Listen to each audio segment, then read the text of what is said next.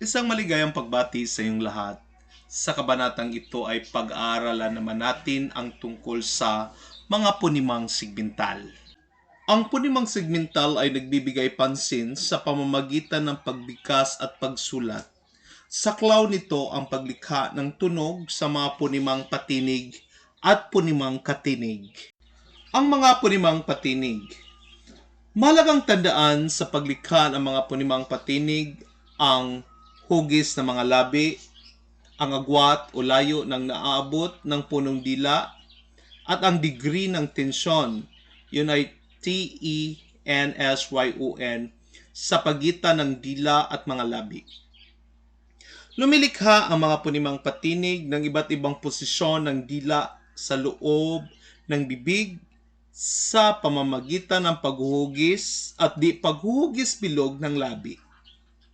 Ang pag-iiba ng posisyon ng dila ang pangunahing dahilan ng pagbabago sa mga tunog ng iba't ibang punimang patinig. Makatutulong sa ating pag-aaral ang susunod na chart upang makilala at masanay sa iba't ibang pagbigkas ng mga punimang patinig sa wikang Filipino tulad ng A, E, I, O, U. Ang mga punimang patinig. Makikita sa chart paano ang pagsasaayos ng dila sa pagbigkas ng bawat punimang patinig at mga halimbawa sa ibaba nito. May tatlong uri ang pagbigkas ng mga punima tulad ng mataas, gitna o mababang bigkas. Kaakibat nito ay posisyon ng ating dila tulad ng harap, sentral o likod na posisyon sa pagbigkas ng bawat punima. Tulad ng punimang E na mataas ang bigkas at nasa harap ng ating dila ang posisyon ng pagbigkas, at punimang E na nasa mataas ang bigkas at nasa harap ng ating dila ang posisyon ng pagsasatunog ng punima. Nasa gitnang bigkas naman ang punimang E at O, at nasa mababang bigkas naman ang punimang A na nasa sentral ang posisyon ng dila sa paglikha ng tunog. Ilan pang halimbawa? E. Ang punimang patinig sa ilog na sa harap mataas. E. Ang punimang patinig sa mesa na sa harap gitna. E. Ang punimang patinig sa bisa na sa sentral mababa. E. Ang punimang patinig sa ubas na sa likod mataas. O. Ang punimang patinig sa apo na sa likod gitna. Bukod sa mga payak na punimang patinig, mayroon ding hugnayang punimang patinig ang diptongo. Hango sa salitang diphthongos ng Griego, ito'y nangangahulugang tambalang tunog.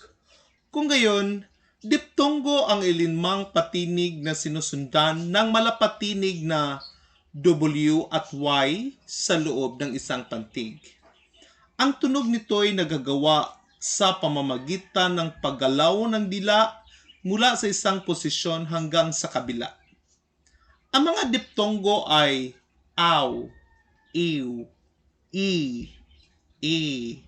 ay, oy, at uy. Halimbawa, auto, giliw, reyna, buhay, tuloy, aruy, at iba pa. Tandaan lamang na dapat nasa loob ng isang pantig ng isang salita ang tinutukoy na diptongo. Ngayon ay dadako naman tayo sa mga punimang katinig. Bawat punimang katinig ay may paraan ng artikulasyon or manner of articulation at punto ng artikulasyon o point of articulation. Ang paraan ng artikulasyon ay naglalarawan kung paano nililikha ang isang tunog sa pamamagitan ng pagpapaliwanag kung saan nagdaraan ang hanging kailangan sa paglikha ng tunog.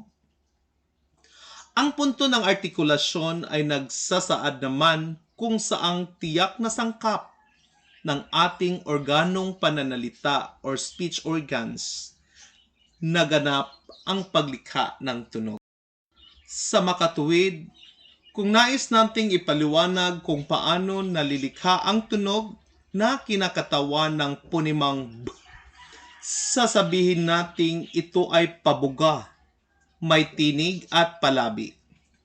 Ang tunog naman na kinakatawan ng punimang P ay inilalarawan na katulad ng B, subalit ang tanging kaibahan ay walang tinig ang P. Pagpalit-paliting bigkasin ang P at B.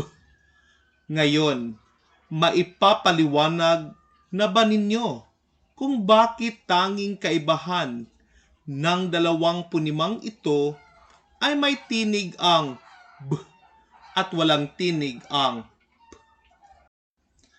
Paano naman mapatutunayang magkaibang punima ang B at P?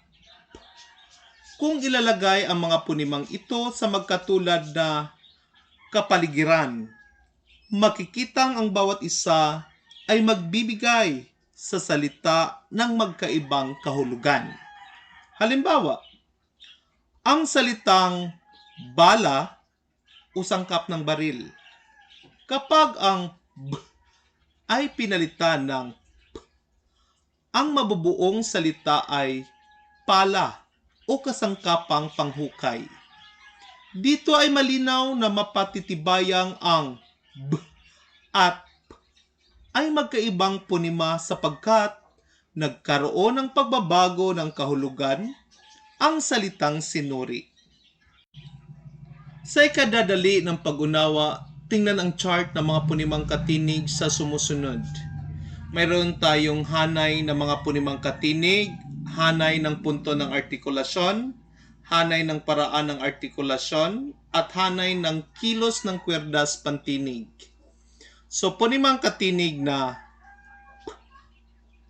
ito ay panlabi, pabuga, walang tunog. B. Panlabi, pabuga, may tunog. Panlabi, pabuga, may tunog. Alveolar, pabuga, walang tunog. D. Alveolar, pabuga, may tunog. Velar, pabuga, walang tunog. G. Velar, pabuga, may tunog. Velar, pailong, may tunog. Alveolar, pailong, walang tunog. Alveolar, pakatal, walang tunog. Alveolar, pagilid, may tunog. Alveolar, pakatal, may tunog. Velar, pakatal, malapatinig, may tunog. Velar, pakatal, malapatinig, may tunog. Glottis, pasara, walang tunog. Glottis, pabukas, pakatal, may tunog. Ngayon ay pag-uusapan naman natin ang tungkol sa grapema. Dapat nating tandaan na sa ating pag-aaral na ang punima ay hindi maaring titik ng alpabito. Ang mga titik ng ating alpabito ay tinatawag na grapema. Kasama rin sa grapema ang mga bantas at mga pamilang. Upang higit nating maunawaan ang pagkakaiba ng grapema sa ponema, tingnan natin ang sumusunod na halimbawa. A, B, E, D, H, G, L, M, N, O, P, R, T, U. Ito ay ang mga titik ng alpabito. Samantalang, E, B, e, d, g, l, o, r, e. Ito ang mga karaniwang titik ng alpabito na nakapaloob sa guhit pahilis. Nagpapakahulugan na mayroon na itong bagong katawagang punimikong simbolo o notasyon ng mga simbolong tunog na nakasulat sa guhit pahilis tulad ng b, e. Ginagamit ang punimikong simbolo upang magpakilala ng mga tunog sa salita tulad ng aso na isinusulat na ganito. Ang cluster ng mga katinig. Tinatawag na cluster o kambal katinig ang dalawahan o maramihang katinig sa isang unit ng morpema o salita. Sa matandang balarilang Tagalog, walang cluster na makikitang ginagamit na mga pantas sa paghahanay ng mga salita sa Filipino. Dahil sa impluwensya ng wikang Ingles sa ating wika, nagkakaroon na ito ng malaking puwang sa ating mga salita. Nakapagpapabilis ang mga kambal katinig sa pag-aanalisa sa mga hiram na salitang dayuhan. Dahilan sa limitado lamang ang mga kambal katinig sa Filipino, ipinaliwanag sa Aklat ni Santiago 1994 na maaari nating gamitin ang alinman sa sumusunod na kombinasyon ng mga punimang katinig. Makikita sa ibaba ang ilan sa mga cluster. At ang cluster sa salitang pwesto. At ang cluster sa tuwalya. At ang cluster sa kwelyo. At ang cluster sa buenas. At ang cluster sa duelo. At ang cluster sa guwapo. At ang cluster sa muebles. At ang cluster sa luwalhati. At ang cluster sa swelas. Ngayon, ano naman ang ibig sabihin ng mga pares minimal? Ang magkatugmang salita na hindi magkaugnay sa kahulugan, subalit tugmang-tugma sa bigkas, maliban sa isang ponema sa magkatulad na posisyon at kapaligiran ay tinatawag na pares minimal. Ipinapakita sa pares minimal ang pagkakaiba ng mga tunog ng magkakahawig ngunit di magkakaugnay na punima. Halimbawa, ang mga punimang b at p. Ang dalawa ay magkatulad sa punto ng artikulasyon, parehong panlabi. Sa paraan ng artikulasyon, parehong pabuga. Ngunit nagkakaiba ang mga p at b.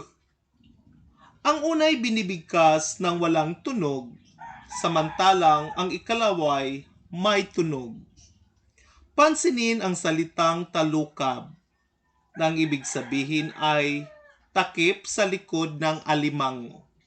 Kapag pinalitan natin ng b ng p, makikitang talukap na nangangahulugang takip mata. Ngayon ay pag-aralan naman natin ang tungkol sa degrapo sa araling ito. Sa spelling o graphema, ito ay ang pagkakaayos ng titik na konbensyonal na kumakatawan sa isahang pangkat. Tulad ng sa, Kabilang ito sa punimang katinig. Bagamat dalawang magkasunod na punimang katinig. Ang digrapo na ay isa ang katumbas nito sa pagbigkas. Halimbawa, nguya, ngiti, ngayon, nasa inisyal, langka, langhap, angklet, medial. talong, sarong, bilang, nasa pinal. At dito muna nagtatapos ang ating aralin sa seksyon na ito. Naway marami kayong natutunan kahit paano. Maraming salamat at mabuhay tayong lahat.